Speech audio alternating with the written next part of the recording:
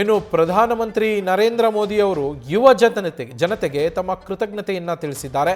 ಮೊನ್ನೆಯಷ್ಟೇ ಒಂದು ಸೆಲ್ಫಿ ವಿಡಿಯೋವನ್ನು ಮಾಡಿ ಅವರು ಬಿಡುಗಡೆ ಮಾಡಿದರು. ಆ ಸಂದರ್ಭದಲ್ಲಿ ಹಲವು ವಿಚಾರಗಳನ್ನು ಅವರು ಪ್ರಸ್ತಾಪವನ್ನು ಮಾಡಿದರು. ಸೋನಂ ವಾಂಗ್ಚುಕ್ ಅವರಿಗೆ ಉಪವಾಸ ಸತ್ಯಾಗ್ರಹವನ್ನು ಕೈಬಿಡೋದಿರ್ಬೋದು ಅಥವಾ ನೀಟ್ ಅಕ್ರಮದ ಬಗ್ಗೆ ತಾವು ಕೈಗೊಳ್ಳಬೇಕಾಗಿರುವಂತಹ ಕ್ರಮಗಳೇನಿದ್ದಾವೆ ಅದನ್ನು ಕೈಗೊಳ್ತೀವಿ, ಕಠಿಣ ಕ್ರಮ ಕೈಗೊಳ್ತೀವಿ, ಫಾಸ್ಟ್ ಟ್ರ್ಯಾಕ್ ಕೋರ್ಟ್ ನಿರ್ಮಾಣದ ಬಗ್ಗೆ ಭರವಸೆಯನ್ನು ಕೊಟ್ಟಿದ್ದು ಇದೆಲ್ಲ. ಅದಕ್ಕೆ ಬಂದಂತಹ ಪ್ರತಿಕ್ರಿಯೆಗೆ ಈಗ ಯುವ ಜನತೆಗೆ ಮತ್ತೊಂದು ಪ್ರತಿಕ್ರಿಯೆ ವಿಡಿಯೋವನ್ನು ನೀಡಿರುವಂಥದ್ದು, ಕೃತಜ್ಞತೆಯನ್ನು ತಿಳಿಸಿದ್ದಾರೆ. ನೀಟ್ ಅಕ್ರಮದ ಬಗ್ಗೆ ಮಾತನಾಡಿದ್ರು ಅವತ್ತು ಪ್ರಧಾನಿ ಮೋದಿ. ಸರ್ಕಾರ ತೆಗೆದುಕೊಂಡ ಯೋಜಿತ ಕ್ರಮದ ಕುರಿತು ಮಾಹಿತಿಯನ್ನು ಕೊಟ್ಟಿದ್ದರು. ಮೋದಿ ವಿಡಿಯೋಗೆ ಯುವಕರು ಸಕಾರಾತ್ಮಕವಾಗಿ ಪ್ರತಿಕ್ರಿಯೆಯನ್ನು ನೀಡಿದ್ದಾರೆ. ಯುವ ಜನತೆ, ಯುವ ಪೀಳಿಗೆ ಅವರು ತೋರಿರುವಂತಹ ಬೆಂಬಲವೇ ನಮಗೆ ದೊಡ್ಡ ಶಕ್ತಿ.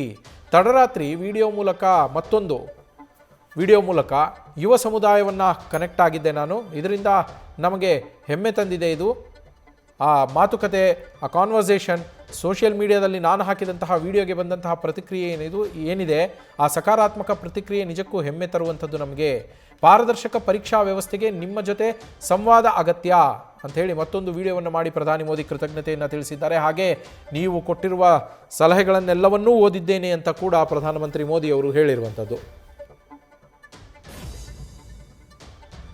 Thank you friends.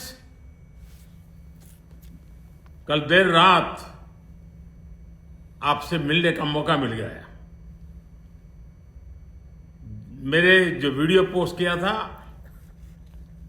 उसको जिस प्रकार से आपने रिस्पॉन्ड किया, सकारात्मक सुझाव दिए, थैंक्स टू एवरीबॉडी. ये आपका प्यार बना रहेगा, हमारा नाता और अधिक सक्रियता से जुड़ता रहेगा. थैंक यू दोस्तों.